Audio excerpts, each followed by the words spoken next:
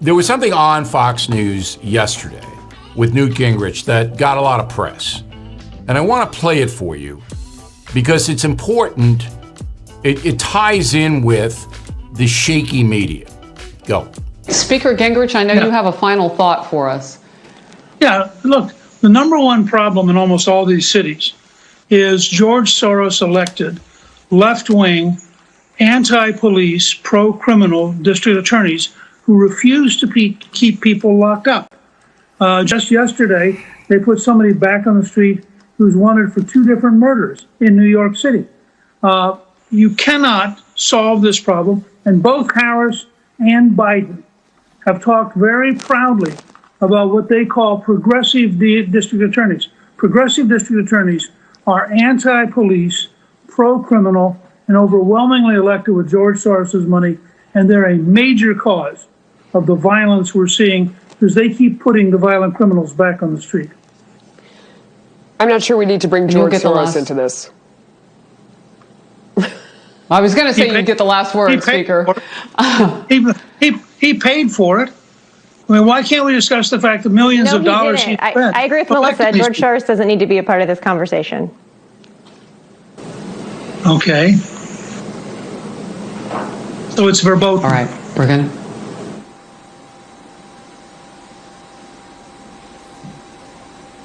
Okay, we're going to move on. Verboten means forbidden in German. Okay. I'm not going to comment on the Fox News personnel there. I'm going to tell you the truth right now because Speaker Gingrich knows the truth. So George Soros has donated $17 million to county races to get far-left progressives into the district attorney's office. That is a fact. All right, 17 million. Now, these are county races. So that's an enormous amount of money. In Contra Costa County, that's Oakland, California, Soros donated $275,000 to Diana Becton. She is a DA who will not prosecute looters if they're poor. She says, oh, they need. It's okay if they break into a store because they need what they're stealing. In Cook County, Illinois, that's Chicago, Kim Fox, this is a Jesse Smollett total fraud. She was in charge of that. $2 million to her. And you know what Chicago and Cook County is. Philadelphia, Larry Krasner, $1.5 million from Soros to him. Krasner doesn't want to keep anybody in jail. No cash bail, nothing. Let everybody out. Violent criminals? Yeah. Okay. Philadelphia's a mess. All right? Kimberly Gardner, St. Louis, is the one that trying to prosecute the 2 husband and wife who had the gun with the protesters in their yard. Okay. $68,000 from Soros to Kimberly Gardner. The national murder rate, as we reported yesterday, is up 15% from last year. In the largest cities, 26%. So Gingrich is absolutely correct. Absolutely right. Now, none of the people on the panel seem to understand what Gingrich is talking about. I think that's a fair assessment. But the rule is if you invoke the name George Soros, then you're anti-Semitic because Soros is Jewish. He's a secular Jew. He's not a practicing Jew. Not that it matters. So if you say the name George Soros, you are anti-Semitic. That's what the ladies were responding. Oh, we don't need to mention George Soros. We don't want to be accused of being anti-Semitic. So why are they buying into that? This is a factual story. George Soros is using his billions of dollars to undermine the justice system in the United States, in my opinion, and in Newt Gingrich's opinion. And we have our stats to back it up. And you can't discuss that? Something really, really wrong going on.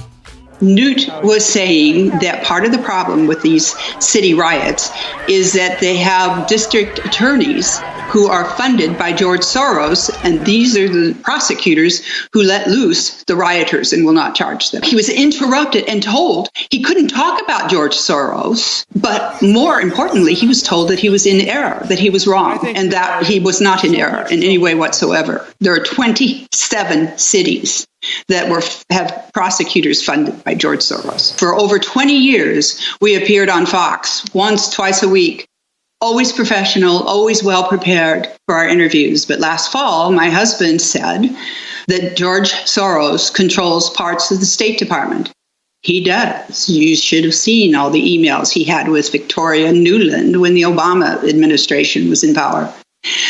And we were swiftly taken off the air, never to appear again.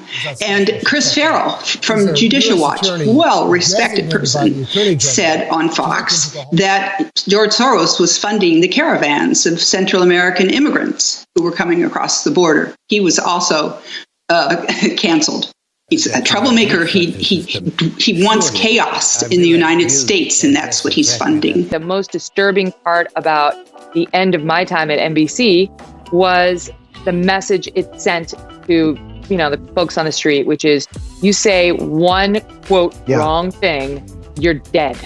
You're dead.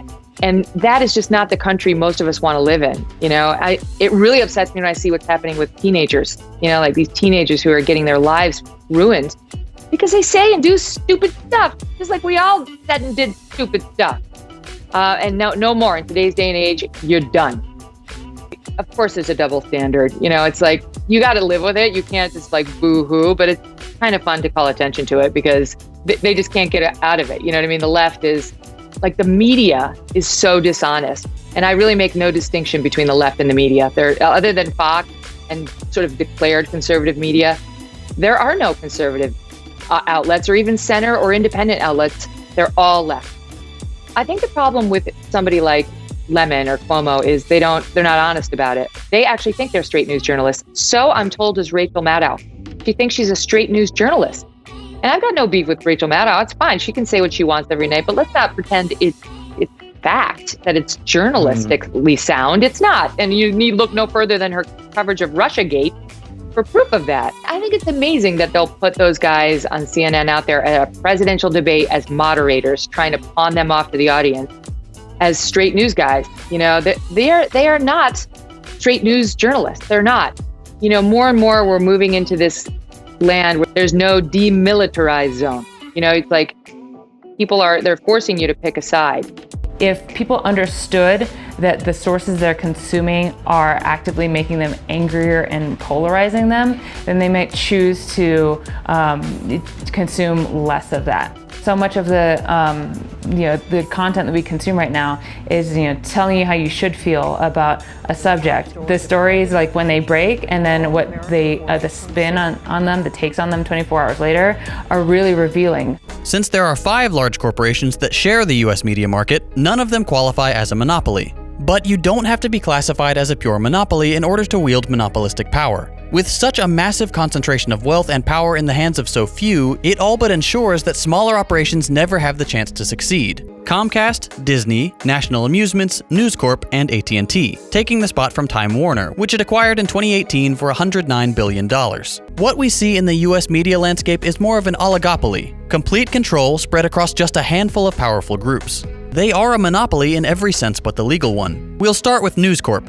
Rupert Murdoch's empire owns Fox, including all of its branches like Fox Sports and 20th Century Fox. It owns FX, GQ, The Wall Street Journal, Sky News, HarperCollins Publishing, The New York Post, National Geographic, Zondervan, MarketWatch, and countless others. National Amusements owns CBS and its branches. It owns Paramount, Nickelodeon, MTV, BET, GameSpot, VH1, Comedy Central, The Smithsonian Channel, Spike, Showtime, Simon & Schuster, Game FAQs, CNET, and Viacom, once a major player in the media world itself before being consumed.